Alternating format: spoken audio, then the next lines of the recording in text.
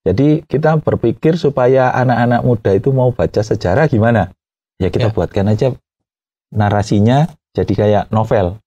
Tapi based on true story di sejarah. Kayak saya bilang tadi, kalau bukan kita siapa? Kita asli, penduduk asli Malang misalnya itu. Batu. Kalau bukan kita yang melakukan, nanti siapa lagi? Gak usah mikir biayanya. Yang mikir biayanya nanti kita cobakan cari jalan kemana. Kadang semua maestro rata-rata pelaku seniman murni yang hidupnya bergantung sama tanggapan itu tadi.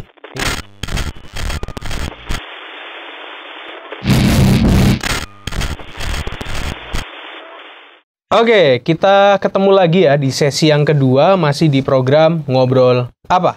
Ngobrol seru seputar apa aja. Nah, kita masih bersama-sama dengan Pak Gideon ya, dari penerbit MNC nih.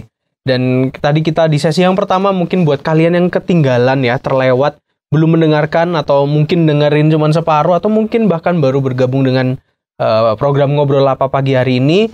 Tadi itu kita ngobrolin tentang pelestarian budaya lokal, Pak ya, yang dimana dibantu sama Pak Gideon ini melalui penerbit MNC nih ya, dimana Pak Gideon membantu menerbitkan beberapa tulisan melalui penerbit MNC dan jadilah beberapa karya dalam bentuk tulisan atau dalam bentuk buku ya. Ini yang ada di depan kita, ini ada sekitar 5 buku yang dibawa, dan pastinya masih banyak nih ya karya-karya dari yang sudah diterbitkan sama MNC yang bisa kalian cek langsung di MNC Publishing ya Pak ya tadi, mncpublishing.com. Di sana kalian bisa lihat buku apa aja, mungkin nggak cuman ini, mungkin buku yang lain juga, mungkin siapa tahu kalian lagi scrolling tertarik dengan buku yang lain, langsung kunjungi mncpublishing.com. Di sana langsung kalian bisa beli secara online ya, melalui websitenya MNC. Oke. Dan tadi kan kita ngebahas nih Pak, cukup banyak tentang apa yang Pak Gideon lakukan nih selama ini bersama-sama dengan MNC Publishing untuk menerbitkan buku-buku budaya belakangan ini ya. Padahal dulu nih bergeraknya fokusnya di kampus gitu ya. Teks perguruan tinggi. Iya, teks perguruan tinggi tadi istilahnya. Dan sekarang ini ke kancah apa ya, budaya lah ya, bisa dibilang gitu. Sekarang saya mau tanya nih Pak, kira-kira waktu Bapak membuat ini pastinya ada apa ya, bantuan dari eksternal juga nih, dari teman-teman mungkin dari dinas, dari pemerintahan. Nah, sejauh ini gimana sih Pak perannya pemerintah atau dinas terhadap pelestarian budaya lokal ini?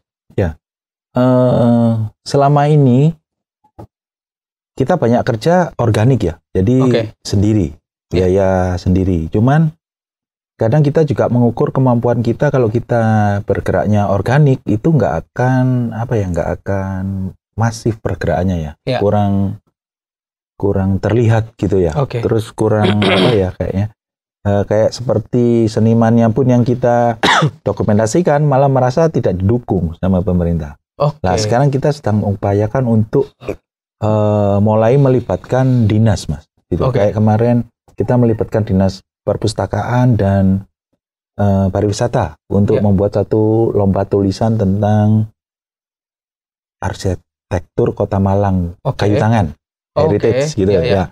Ternyata direspon baik. Mereka ngadakan lomba, mereka gandeng beberapa perusahaan untuk support jadi sponsornya untuk mulai dari lomba sampai hadiah dan lain-lain. Kemudian salah satu buku yang ini, yang Wan Wacarita ini, ini juga sudah kerjasama dengan Disporapar sekarang, pariwisata. Ya, buku ini dicetak sejumlah perpustakaan di Kota Malang untuk tingkat SD SMP, kemudian dibagikan gratis. Ya, itu dari kita sangat berterima kasih bahwa sebagian besar biaya ditanggung sama dinas. Kemudian penulisnya mendapatkan hak royalti dari hasil penjualan itu tadi gitu. Tapi supportnya saat ini sudah mulai kita jalin supaya mereka juga membantu melestarikan, gak nunggu maestronya mati baru dikasih penghargaan sebagai budayawan gitu loh. Mumpung masih hidup, ayo sama-sama kita bikin sesuatu gitu untuk melestarikan konten budaya lokal seperti itu, terutama Kota Malang. Gitu sih. Oke. Jadi perannya juga ada berarti Pak ya. Perannya cukup besar untuk terutama waktu Bapak menerbitkan buku-buku ini ya. Dan memang kalau misalkan kita mau melakukan sesuatu, kalau misalkan itu dibantu sama banyak tangan lah kasarnya, itu jadi ya lebih enak ya Pak ya. Ya, lebih ringan, kita kerjanya juga lebih cepat ya pasti ya. Betul. Kalau berhubungan dengan pemerintah itu pasti kita kebenturnya dengan birokrasi kan. Oh iya. Kadang mereka juga belum ada anggaran untuk membuat buku A, buku B, buku C. Jadi karena kita pengajuan dulu, nanti baru bisa realisasi akhir tahun atau tahun depan. Di penganggaran tahun depannya seperti itu. Iya. Karena berhubungan sama birokrasinya mereka ya. Dan anggaran, Mas. Betul. Kemudian kan ada juga fokus mereka untuk tahun ini untuk apa gitu. Oke. Ya, misalnya untuk kesehatan, apa untuk pendidikan, apa untuk literasi, itu kan ada. Kadang kita harus benar-benar kalau pas klik gitu ya enak seperti itu. Kayak kemarin yang ini juga satu lagi ya, saya ceritain. Yang untuk hadiah Kota Malang 109 ini kita nembusi Pak Wali Kota. Pak Wali Kota memberi sambutan di sini. Ternyata dari dana dari kedinasan nggak ada yang bisa cair pada saat ulang tahun. Kemudian kita dilingkan dengan Bank Jatim. Ya, jadi dana untuk pencetakan buku edisi pertama dibiayai Bank Jatim. Ya, seperti itu. Oke. Jadi kadang kalau dinas nggak ada dana atau pemerintah nggak ada dana, mereka akan mencarikan solusi sih sebenarnya. Diarahkan ke sini ke CSR seperti ini. Oke. Oh, ini menarik nih kalau lihat belakangnya buku Spektrum nih ya. Ini kayaknya foto tempo dulu Pak ya? Ini nggak tempo dulu banget ya. Oke. Gedungnya sudah bentuknya seperti ini, gedung Wali Kota itu. Cuman ini belum ada pagarnya. Oh iya. Sekarang dibongkar lagi kan. Betul. Ini alun-alun Tugu ya. Kota Malang. Oke, nah ini ngomong-ngomong tentang Spektrum nih Pak. Jadi menjurus ke sini nih kita. Ini ngomongin soal apa nih Pak di buku Spektrum ini? Buku Spektrum ini buku yang saya ngumpulkan 9 penulis di Kota Malang ya. Yang punya bidang masing-masing. Itu ada kayak Mas Mali itu jurnalis budaya. Kemudian ada Bu Ari dari Unisma, itu dia fokusnya ke sastra anak. Kemudian ada Mas Haris, arsitek IAI, Ikatan Arsitek Kota Malang. Kemudian ada satu lagi penulis muda itu namanya Rara, itu yang nulis tentang kayu tangan heritage. Itu masih siswa di SMA 10 Kota Malang. Kita kumpulkan untuk buat satu hadiah ulang tahun untuk Kota Malang. Harapannya apa? Dengan adanya buku ini, tamu-tamu resmi Pemkot itu nggak hanya dikasih cindera mata. Jadi kan ini buku ini sebagai gift. Ya, tamu datang dari luar kota, ini loh. Dengan dia baca ini, dia tahu, oh ini Kota Malang selama 5 tahun ke belakang, mulai dari 2018 sampai 2023. Pembangunannya apa aja, seperti itu. Bisa dibilang wajah Kota Malang Pak ya? Iya, 5 tahun terakhir. 5 tahun terakhir nih dalam satu buku nih. Betul. Oke. Nah, ini kan ada lagi buku Noni Belanda, Gadis Jawa Bermata Hijau. Nah ini tadi Bapak bilang ini waktu kita ngobrol ya di belakang layar tadi ya, sebelum kita mulai, ini bentuknya mirip novel ya Pak ya? Ya, betul. Ini buku ini kita buat tidak tidak ke buku populer, tapi kita membuat ini ke bentuknya seperti narasi, ada ceritanya. Jadi bacanya kayak baca novel, tapi basicnya berlatar belakang sejarah asli tentang Noni Belanda ini, tentang zaman kolonial dulu. Lokusnya ada di pabrik gula Kebun Agung dan Krembet. Dulu seperti itu. Ya. Jadi bacanya lebih rileks ya. Betul. Kita punya misi di sini supaya pasarnya bisa ke yang usianya lebih bawah ya. Lebih muda. Anak-anak muda itu masih bisa. Ini kalau misalkan novel memang kayaknya banyak yang minat nih Pak. Betul. Jadi kita berpikir supaya anak-anak muda itu mau baca sejarah gimana? Ya kita buatkan aja narasinya jadi kayak novel. Tapi based on true story di sejarah. Ada juga kita punya satu buku yang kita kemas dalam format namanya prosa liris. Itu seperti apa tuh? Prosa liris itu antara puisi dan syair. Jadi kayak bahasanya itu bahasa puisi, tapi menceritakan tentang sosok, profiling kayak kita punya satu judul namanya Lelaki Itu Diam Tak Bicara. Ya. Kalau tahu patung di Semeru yang dari instalasi, yang dari barang-barang bekas. Oh ya. Nah, itu Pak Ono itu kita bukukan dalam bentuk prosa liris seperti itu. Oh, oke. Ya, itu pelakunya masih ada, masih hidup juga. Oke. Nah, itu. Jadi berbagai macam gaya bahasa kita coba. Iya. Prosa liris Pak tadi ya namanya. Prosa liris. Kebetulan saya nggak bawa contohnya. Oke, ini sudah cukup menarik nih buku yang satu ini, Gadis Jawa Bermata Hijau. Kalau ini menceritakan tentang apa nih Pak? Kalau boleh tahu lebih detail nih. Ini gini, tentang kehidupan dulu ada, kalau dulu kan kolonial ya, betul, yang memegang untuk pabrik-pabrik gula itu, terus mereka ada kompleks sendiri orang-orang Belanda. Dan mereka juga pakai babysitter atau pembantu di rumah. Ya. Yang ini kayak gini, momong anaknya orang Belanda. Ya, menirnya itu seperti ini. Ini menceritakan kehidupan seperti itu. Makanya kenapa Gadis Jawa Bermata Hijau. Nah, nanti cari tahu ya, ini apa bermata hijau nih ya. Kok bermata hijau apa? Orang Jawa nikah dengan orang Belanda, anaknya jadi itu. Iya. Menarik kok begini. Nanti baca. Ini ada 4 seri, Mas. Oh, ada serinya. Ya, kita baru seri pertama, nanti ada juga yang seri kedua itu Tentara Dai Nippon Datang. Kemudian yang ketiga, Merdeka atau Mati. Yang keempat, Noni Belanda, serinya yang Tempo Dulu. Ya, tapi ini bisa dibaca terpisah-pisah, tidak harus baca urut. Ya, 4 buku itu nggak usah. Jadi satu cerita ini selesai, cuman kita buat nanti ada 4 seri lah ya. Betul, 4 seri. Tapi untuk sekarang masih seri ini Pak ya? Betul, yang 3 masih dalam pengerjaan? Ya, tinggal rilis nanti. Kita lagi proses layout dan editing, masih seperti itu. Oke. Nah, ini kan Bapak sudah melakukan banyak hal nih Pak sejauh ini nih. Kalau boleh tahu nih sejak kapan sih Pak mencoba menulis yang berkaitan dengan budaya dan sejarah nih? Sebenarnya sih sudah dari beberapa tahun yang lalu sih kita jalan, cuman kita nggak fokus gitu. Karena memang fokus kita dulu hanya di buku teks perguruan tinggi. Gitu. Sekarang di divisi yang buku teks perguruan tinggi sudah bisa kasarnya bisa saya tinggal, sudah bisa autopilot. Ya, saya coba pivot ke yang budaya. Gitu. Kemudian kan saya melihat ada peluang dari kementerian, terutama Kementerian Pariwisata ya, untuk mencari naskah-naskah yang lokal konten seperti ini. Saya coba masuk ke situ.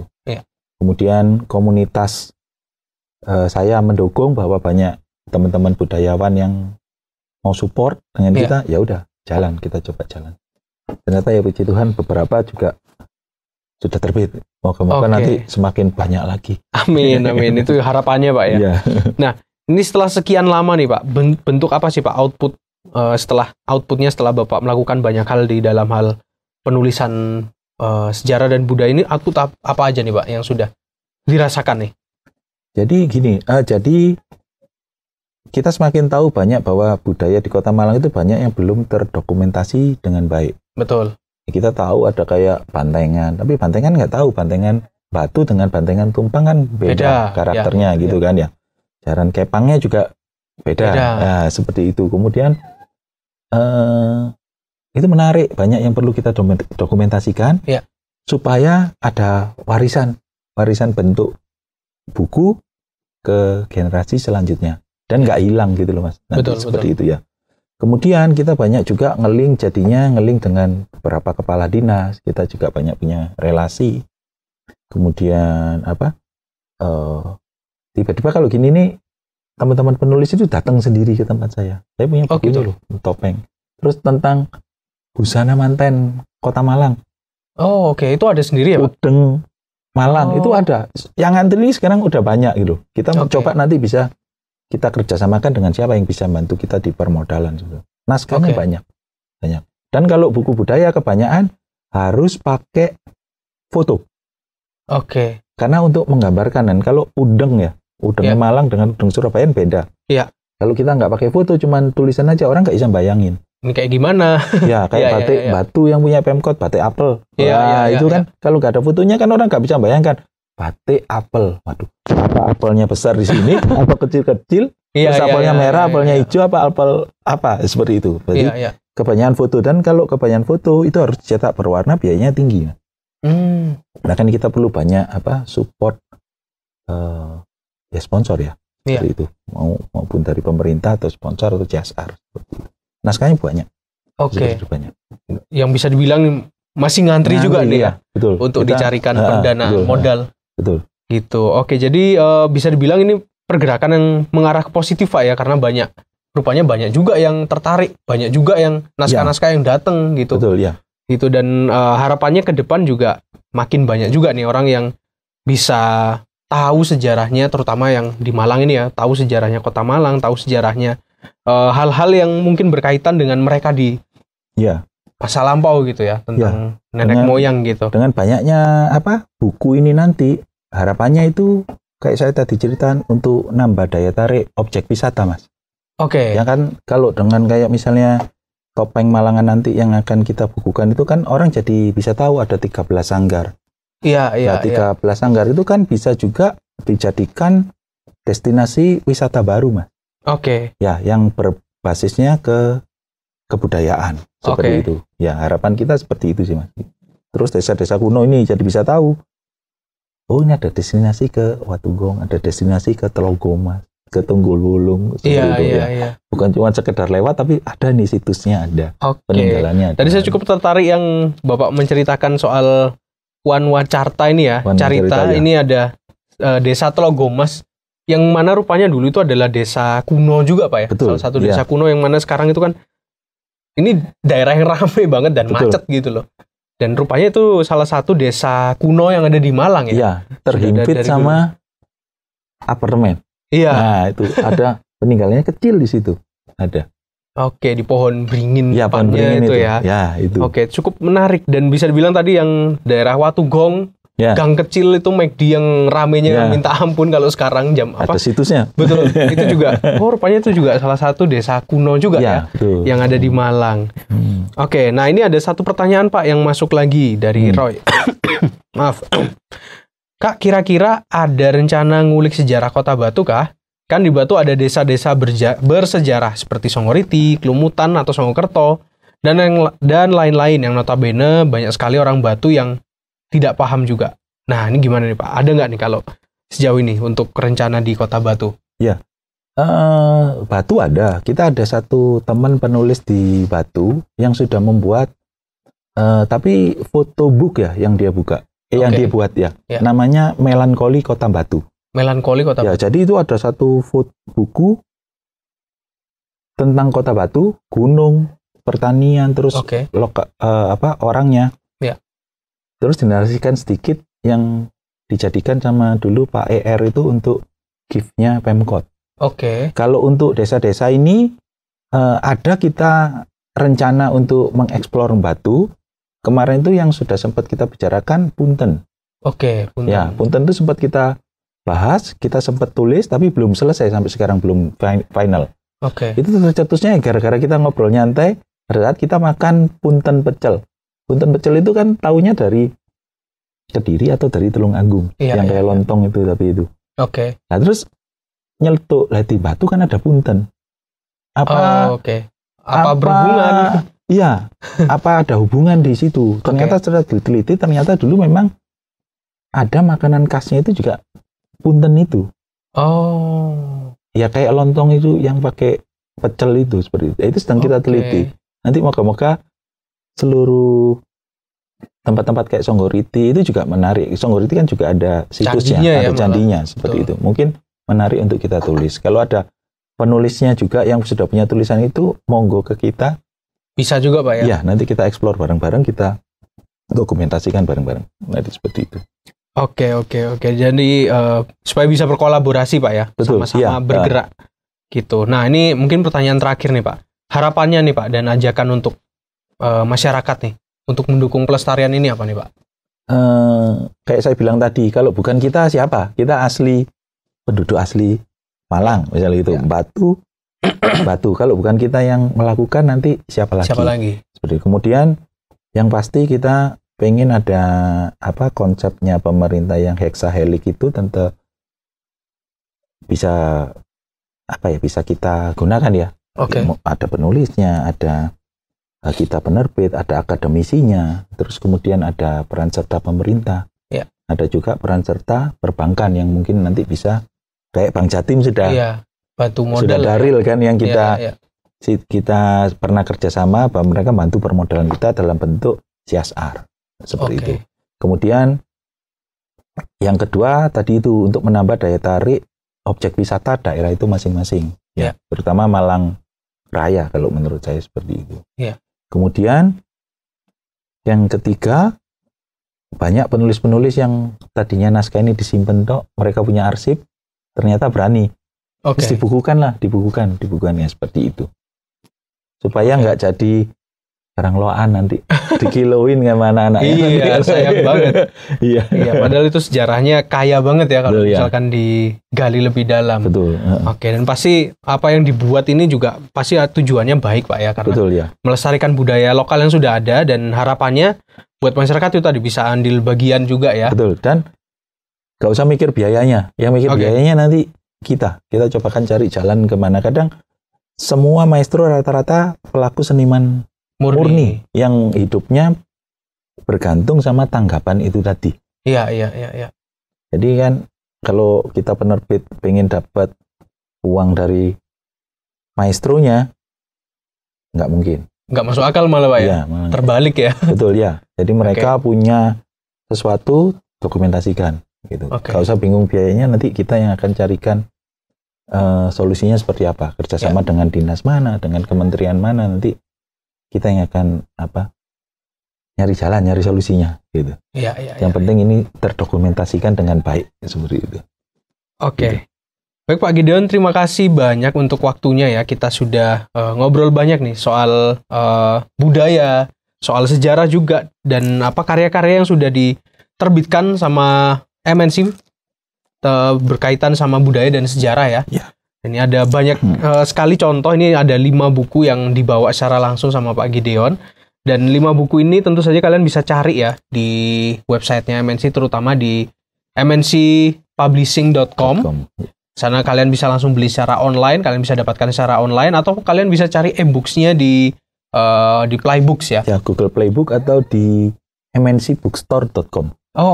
mncbookstore.com untuk e-booknya dan juga Google Playbook. Kalau gitu terima kasih Pak Gideon buat waktunya ya. Tentu saja ini bukan perjumpaan yang terakhir. Siapa tahu nanti kita di kedepannya bisa ketemu lagi nih, dengan mungkin Bapak bisa membawa karya-karya yang lain ya, untuk dikenalkan sama kita, untuk didiskusikan bareng-bareng sama kita di program Ngobrol Apa. Dan tentu saja Ngobrol Apa, sekarang waktunya kita untuk berpisah. Terima kasih buat teman-teman yang sudah bergabung lewat live streaming pada hari ini, dan juga sudah berkomentar atau bertanya lewat chatbox kita, dan saya mengucapkan banyak terima kasih. Dan tentu saja seperti biasa ini sudah direkam, dan tadi ini banyak sekali buku-buku contoh yang sudah dibawa. Jadi buat kalian nih yang sedang dengerin, kalau bisa kalian nonton episode siaran ulangnya itu di YouTube kita, karena nanti supaya tahu kalian bisa lihat nih secara visual bukunya seperti apa nih ya. Kalau gitu Pak Gideon terima kasih, dan teman-teman sampai jumpa lagi di episode Ngobrol Apa minggu depan.